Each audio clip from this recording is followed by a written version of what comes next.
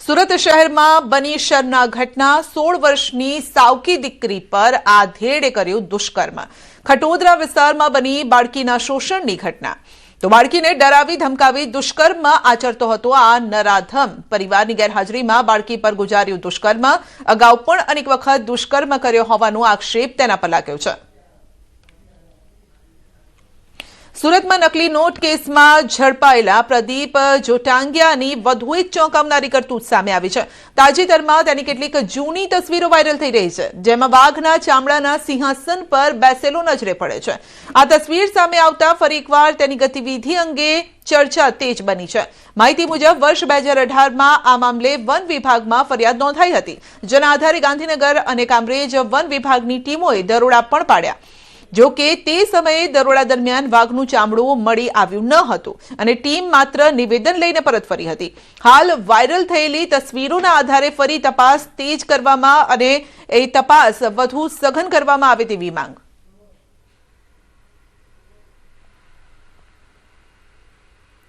સુરતના ડિંડોલી વિસ્તારમાં મિત્રતામાં ઉદ્ભવેલી સામાન્ય બોલાચાલી ઘાતક બની અને જેમાં એક યુવાનનું મોત થયું। તો ડિંડોલી વિસ્તારમાં રહેતા યુવાનો વચ્ચે સામાન્ય બાબતે બોલાચાલી થઈ હતી અને જે ઝડપથી ઉગ્ર વિવાદમાં ફેરવાઈ ગઈ, જે બાદ આરોપીએ ગુસ્સામાં આવીને ચપ્પુ વડે યુવાન પર હુમલો કર્યો।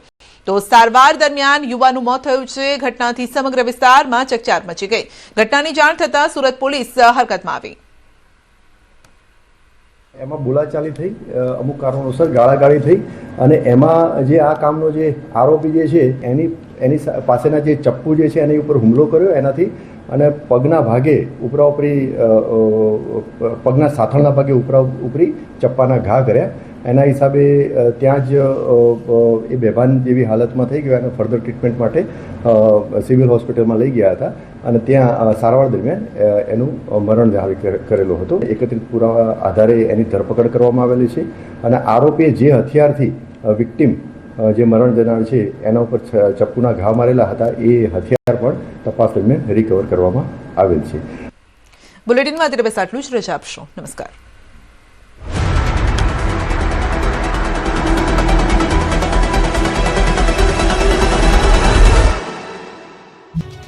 કાળઝાળ ગરમી વચ્ચે જય માતાજી જય ચામુંડા માતાજીના નાદથી ચોટીલાનો ડુંગર ગુંજી ઉઠ્યો। હજારો માઈ ભક્તોની આસ્થા સામે સુરેશદાદાનો તાપ પણ ઝૂકી ગયો। તેમ ચોટીલાના ડુંગરની પરિક્રમા કરવા લોકો ઉમટી પડ્યા। ચોટીલા ખાતે બિરાજમાન ચામુંડા માતાજીના જયકારા સાથે પરિક્રમાનો પ્રારંભ થયો। દૂર દૂરથી ભક્તો ચામુંડા માતાજીના દર્શન અને પરિક્રમા માટે પહોંચ્યા। ભક્તોએ માતાજીના દર્શન કરી ધન્યતા અનુભવી। ધર્મ જાગરણ સમન્વય તેમજ ચોટીલા ડુંગર પરિક્રમા સમિતિ દ્વારા ચોટીલા ડુંગર પરિક્રમાનું સતત 6ઠ્ઠા વર્ષે આયોજન કરવામાં આવ્યું। ચોટીલા નવગ્રહ મંદિરથી નાના પાળિયાદ રોડ થઈને ખોડિયાર ગાળા અને કબીર આશ્રમ થઈ ચોટીલા ડુંગર તળેટીમાં 6 કિલોમીટરની ડુંગર પરિક્રમા પૂર્ણ થઈ। પરિક્રમાના રૂટના ભક્તો પાણી માટે, છાશ માટે, શરબત તેમજ પરિક્રમા પૂર્ણ કર્યા બાદ ચામુંડા માતાજી ટ્રસ્ટ દ્વારા મહાપ્રસાદની પણ વ્યવસ્થા કરવામાં આવી। સમગ્ર માહોલ ચામુંડા માતા કી જયના નાદ સાથે ગુંજી ઉઠ્યો। ભાવનગર શહેરના નવાપરા વિસ્તારમાં જૂની અદાવતમાં પથ્થરમારો થયા બાદ 2 રાઉન્ડ ફાયરિંગ કરાયું। રમઝાન માસ દરમિયાન 18મા રોજાના દિવસે મોડી રાત્રે શહેરના નવાપરા વિસ્તારમાં મિત્ર સાથે બેસેલા જાહિદ ફારૂકભાઈ સાથે કેટલાક ઇસમોએ ઝઘડો કર્યો તેમજ બોલાચાલી બાદ જાહિદ નામના યુવાનને કેટલાક ઇસમોએ માર માર્યો। જોકે પવિત્ર રમઝાન માસ ચાલતો હોય આ બાબતે પરિવાર દ્વારા કોઈ ફરિયાદ કરવામાં આવી નહોતી, જે બાદ ગઈકાલે ઈદની ઉજવણી કરવામાં આવી રહી છે। જે દરમિયાન મોડી રાત્રે કેટલાક ઇસમો નવાપરા વિસ્તારમાં આવ્યા, જે દરમિયાન ઝઘડો કરીને પથ્થરમારો અને ફાયરિંગ કરવામાં આવ્યું।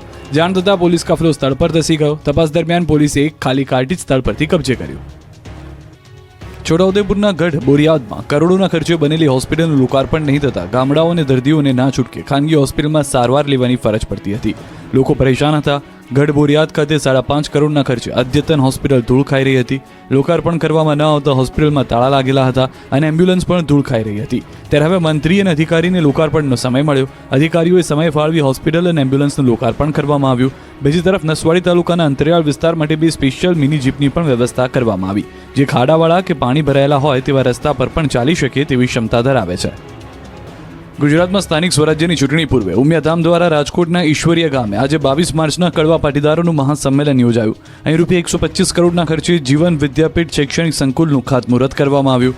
આ પ્રસંગે પાટીદાર આગેવાન અને સાંસદ પરસોત્તમ રૂપાલાએ આક્રમક સંબોધન કર્યું. સામાજિક મૂલ્યો અને કૌટુંબિક માળખા પર ગંભીર ટકોર કરી. કહ્યું કે ઘરે કુટુંબમાં કેટલા ડસ્ટબિન એટલે કે કેટલા વડીલો છે એવું પૂછે છે. સકુટુંબ અને ગામડે દીકરી દેવી નથી એ ચિંતાજનક છે. ચિંતન કરજો, નહીં તો પ્રાણીઓ જેવી સ્થિતિ બનશે.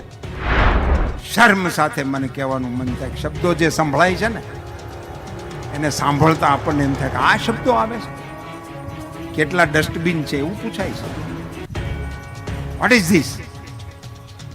ખૂબ ગંભીરતાપૂર્વક ચિંતન કરજો. સમાજ જો ચેતી નહીં જાય તો પ્રાણીઓની જે દશા છે ને એની દશાથી નજીક આપણો સમાજ સરકી જશે. આટલેથી જ પરસોત્તમ રૂપાલા અટક્યા ન હતા. મોંઘા લગ્નો પર કટાક્ષ કરતા કહ્યું કે લગ્નમાં ખોટા ખર્ચ અટકાવવા માટે હવે સમાજમાં કડક બંધારણની જરૂર છે. સાથે જ કહ્યું કે ગીધ નજરે જુએ એવી ફેશન આપણા સમાજની શોભા નથી. અંગ પ્રદર્શન થાય એવા ડ્રેસ કોડને પ્રમોશન આપવું જોઈએ નહીં. ધ્રોળની અંદર તો કહ્યું હતું ધ્રોળના વડીલોએ 65માં બંધારણ બનાવ્યું છે. 65ની અંદર તેથી વડીલોને ખબર હતી કે બંધારણની જરૂર જોઈએ, હોવું જોઈએ. હવે અત્યારે આપણે સર્વ રીતે સુખી થયા છીએ. માતાજીના 1000 હાથ આપણી ઉપર છે એમ કહેવાનું મન થાય એવો સરસ સમય છે. અને ત્યારે આપણને સામાજિક આપણે કયા સમાજના છીએ એની સ્મૃતિ થાય એવી કોઈ ઘટના આપણી એને જોડાયેલી જ નથી રહી. આવા કાર્યક્રમમાં આવી તેથી ખબર પડે કે હા ભાઈ આપણે આ મહિલા જ છીએ. અને આમાં તો ઘણાય છે, ના આપણા વરામાં ના આપણા ખરામાં. હવે આપણને એવું કંઈ એવું લાગતું જ નથી કે આપણે આનું